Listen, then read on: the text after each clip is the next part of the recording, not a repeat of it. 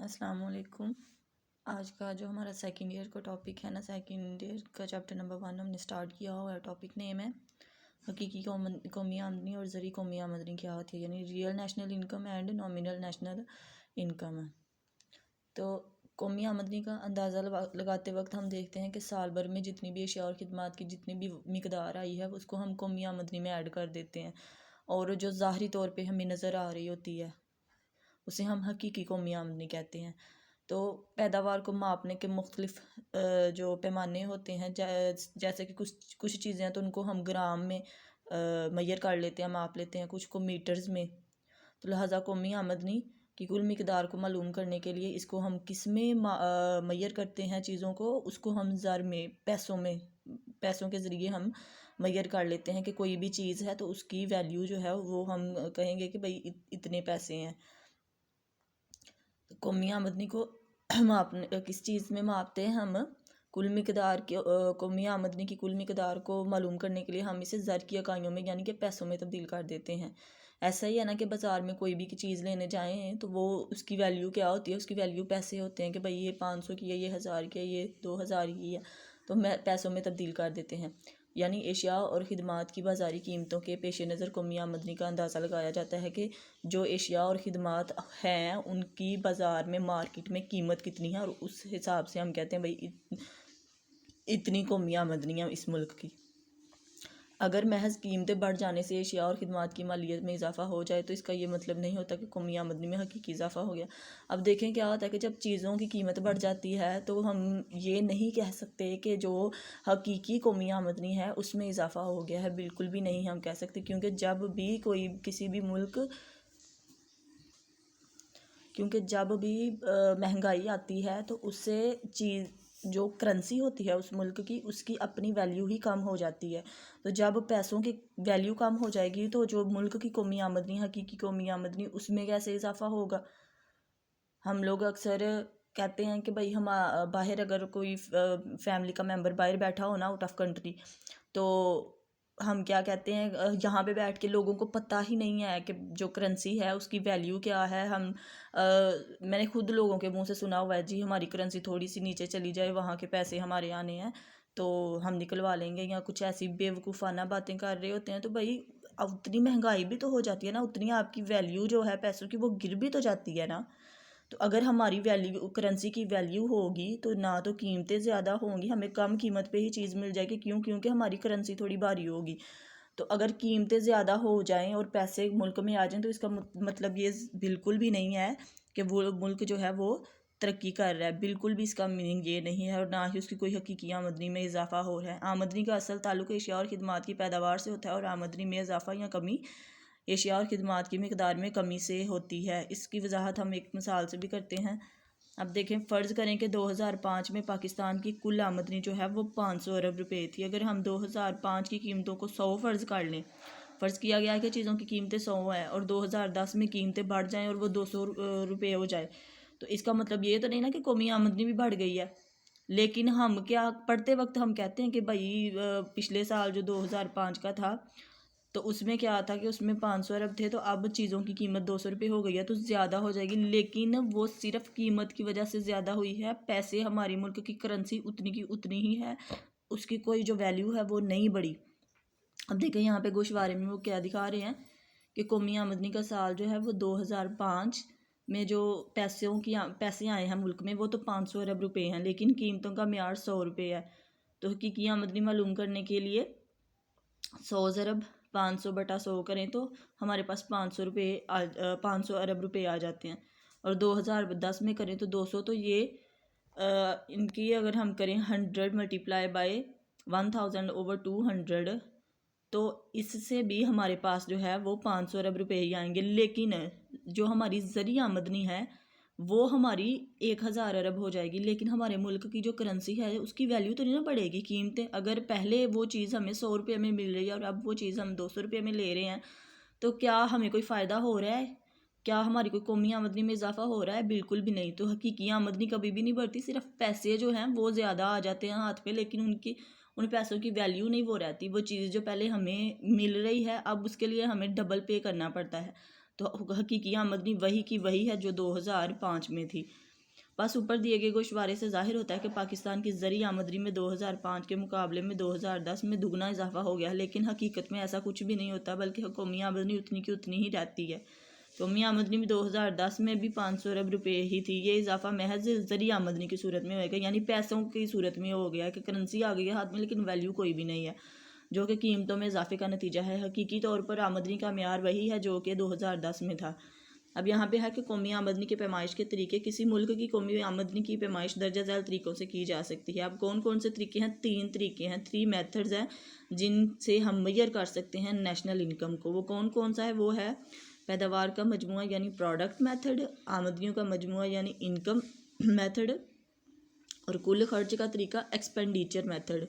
Product चीज़ों को ही कहते हैं ना, तो प्रोडक्ट मेथड पैदावार जो है उसका मजमुआ है, इनकम मेथड है, और एक्सपेंडिचर कहते हैं खर्च को, तो कुल खर्च का तरीका। तो ये 3 तरीके हैं जिनसे हम कौमी आमदनी की पैमाइश कर सकते हैं। इसके बाद है पैदावार का मजमुआ या बाज़ारी कीमत के लिहाज से। तो डॉक्टर मार्शल की तारीफ़ के मुताबिक कौमी आमदनी से मुराद एशिया और खिदमात का वो मजमुआ होता है जो किसी मुल्क के लोग अपने जितने भी अल्लाह की ज़ात ने उसको वसाइल दिए हुए हैं उनको इस्तेमाल करके एक साल के अरसे में पैदा करते हैं। यह अल्फ्रेड मार्शल की डेफिनेशन है जो हमने पीछे भी पढ़ी है। बस अगर किसी मुल्क की साल भर की एशिया और खिदमात की मालियत को हम जमा कर लें तो हमें इस मुल्क की कौमी आमदनी हासिल हो जाती है। अब उस मुल्क की एशिया और खिदमात कहाँ कहाँ से आ रही होती हैं? ज़राई शोबा है, ज़राइत का शोबा है, तो वहाँ की पैदावार जो है गंदम, चावल, गन्ना, कपास, जितनी भी खाने पीने की चीज़ें हैं। सनती शोबा है, तो वहाँ मसलन कपड़ा, चीनी, सीमेंट, जितने भी कारखानों में चीज़ें तैयार हो रही होती हैं और दीगर मसनूआत। फिर खिदमत सर अंजाम देने वाले अदारे जो हैं वो कौन कौन से हैं? बैंक है, बीमा कंपनियां हैं, जहाज़ों वाली कंपनियां हैं, और जितने भी दूसरे जो मुल्क में उन्होंने शुरू किए होते हैं सारे ये वाले इन्वेस्टमेंट वाले काम वो।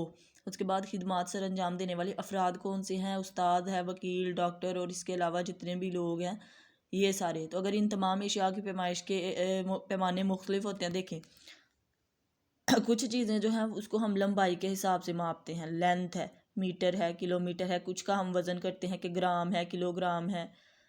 तो इन तमाम एशिया की कुल पैदावार की बाज़ारी कीमत के लिहाज से मालियत मालूम कर ली जाती है। इस तरह से मुल्क में जितने अफराद खिदमत सर अंजाम दे रहे होते हैं इनकी सालाना आमदनियों को जमा कर लिया जाता है। अब इनसे जितनी भी प्रोडक्शन हासिल हो रही होती है, जितने भी लोग जो है वो काम कर रहे हैं, अपनी खिदमत दे रहे हैं, तो उनकी जितनी भी इनकम आ रही होती है उसको जमा कर लिया जाता है। इस तरह से एशिया की बाज़ारी कीमतों का मजमुआ और तमाम अफराद की खिदमत के तहत हासिल होने वाली आमदनियों के मजमुए को जमा कर लिया जाता है। वही बात कि सारी जितनी भी इनकम आ रही है इन सब से उन सब को जमा कर लिया जाता है। अब इसकी वजाहत एक गोशवारे से भी की गई है। यहाँ पे है, सबसे पहले है एशिया और खिदमत। ऊपर चीज़ें लिखी हुई हैं, नीचे खिदमत भी हैं। एशिया में क्या क्या है? गंदम है, चावल, कपास, घी। और खिदमत में क्या क्या है? डॉक्टर्स, उसातिज़ा, वकील। तो ये आप खुद भी यहाँ और भी चीज़ों के नाम लिख सकते हैं। और यहाँ पे आप इकोनॉमिक्स में हमने फ़र्ज़ किया है और ये गोशवारा जो है ये फ़र्ज़ किया गया है। इसमें वैल्यूज़ आप खुद भी पुट कर सकते हैं कि इसकी कुल पैदावार इतनी हुई है और इसकी बाज़ारी कीमत जो है बाज़ार में ये इतने पैसों से बिकी है।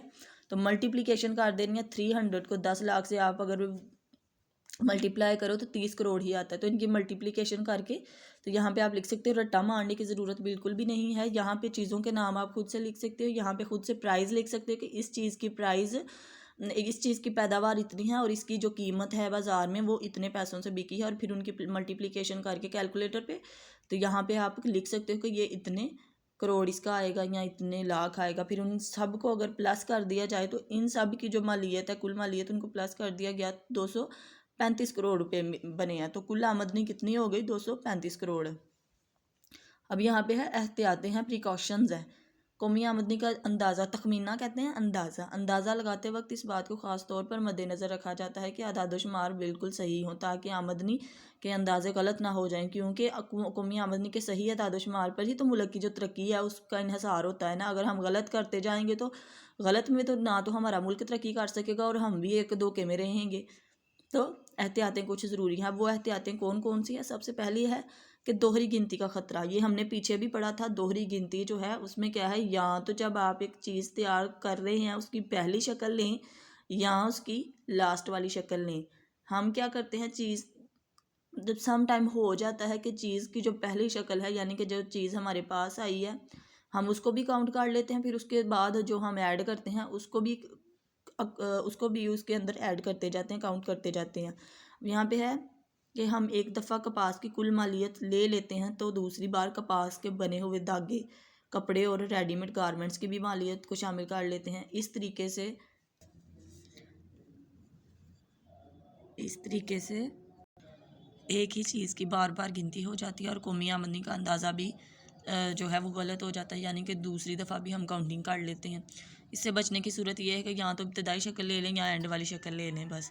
अब यहाँ पे उन्होंने एक एग्जांपल भी दी हुई है, ये सारा वही जो मैंने अभी आपको पहले भी बताया है, ये सारा वही है, बहुत ईजी लिखा हुआ है। इसके बाद जो गोशवारा दिया है उसमें और भी ईजी हो जाएगा आपके लिए। सबसे पहले देखिए पैदाइश के मराहल कौन कौन से, पहला मरहला, दूसरा मरहला और तीसरा। अभी शय क्या है, शय की नोयत क्या है कि शय किस हालत में है। तो सबसे पहले है ख़ाम लकड़ी हमारे पास है, सिंपल सी लकड़ी हमारे पास है और जिसकी कीमत जो है वो 10,000 रुपये है। तो टोटल जो उसकी मालियत हो गई वो कितनी हो गई, 10,000 रुपये, जो मालियत में इजाफा है। उसके बाद क्या है कि शय की नोयत, वो पहले लकड़ी थी, फिर उसको फर्नीचर जो है फर्नीचर से पहले उसकी जो है वो क्या है, 15,000 रुपये प्राइस है। तो मालियत में इजाफा कितना हुआ, ये तो 10,000 थी तो अब ये 15 हो गई तो 5,000 रुपये हुआ ना। लेकिन हम ऐड करते वक्त गलती से कर देते हैं कि 15, पहले 10,000 भी ऐड कर लिया, फिर 15,000 भी ऐड कर लिया। फिर उसके बाद तीसरा मरहला क्या है कि जब फर्नीचर जो है वो तैयार हो जाता है तो अब क्या है, 25,000 रुपये उसकी मालियत है, लेकिन मालियत में इजाफा कितना हुआ है, सिर्फ 10,000 रुपये। तो अगर इनको काउंट किया जाए तो टोटल जो है वो 25,000 बन रही है। लेकिन यहाँ पे जो टोटल मालियत गलती से ऐड हो जाती है वो 50,000 रुपये, तो 25,000 तो इजाफी ऐड हो गए ना।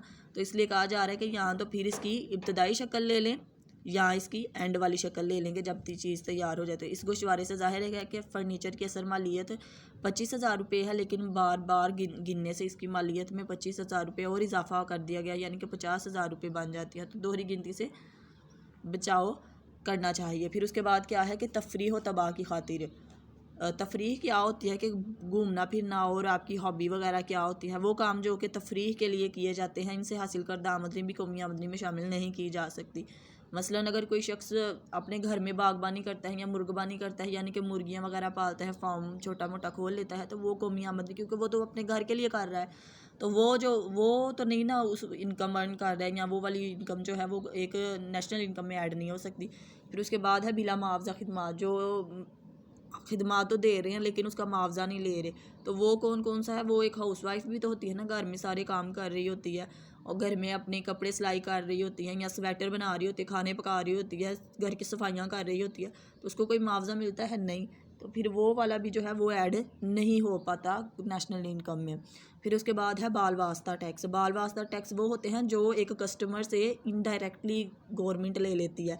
अब कुछ चीज़ें हम ख़रीदते हैं उनकी प्राइस और होती है, लेकिन वहाँ साथ अगर आप किसी चीज़ का रैपर देखो ना तो उस पर टैक्सेस भी लिखे होते हैं कि ये एक्साइज ड्यूटी है, ये सेल्स ड्यूटी है। या हम किसी भी शॉप पे चले जाएं, कॉस्मेटिक की शॉप पे चले जाएं, तो वो जितनी भी चीज़ें हम ख़रीदते हैं उस पर टैक्स लिखे होते हैं। वो हम सेलर हैं, सॉरी हम बायर हैं, बाय कर रहे होते हैं, हम चीज़ों को हम ख़रीद रहे होते हैं, तो वो हमसे टैक्स जो हैं वो लिए जाते हैं। तो अगर कीमत में बाल वास्ता टैक्स जो है शामिल हों तो इससे भी निकाल यानी कि माइनस कर देना चाहिए। तो ये कुछ एहतियातें थी और ये हमारा जो फर्स्ट मेथड था जिसके ज़रिए हम मैयर कर सकते हैं नेशनल इनकम को, वो था। कल इंशाल्लाह हम आगे वाले जो 2 मेथड हमारे रह गए हैं वो करेंगे। अगर आपको लेक्चर की समझ आई है तो मेरे चैनल को सब्सक्राइब कर दें और मेरे चैनल जो वीडियो है इसको लाइक कर दें। मुझे भी थोड़ी हौसला अफजाई हो जाती है कि बच्चों को समझ आ रही है, मेरे साथ जुड़ रहे हैं। और अपने दोस्तों के साथ भी लाजमी शेयर कीजिएगा और इंशाल्लाह बहुत बहुत अच्छे नंबर आएंगे सब के, ये मेरी गारंटी है। क्योंकि मैंने अभी तक जितने बच्चों को पढ़ाया है माशाल्लाह बहुत अच्छे उन्होंने नंबर लिए हैं और आपके भी इंशाल्लाह आएंगे। कोशिश करनी है क्योंकि ये बहुत ही मज़े वाली बुक है। इकोनॉमिक्स जो है वो डेली लाइफ पे बेस करती है और डेली लाइफ की ही सारी चीज़ें हैं।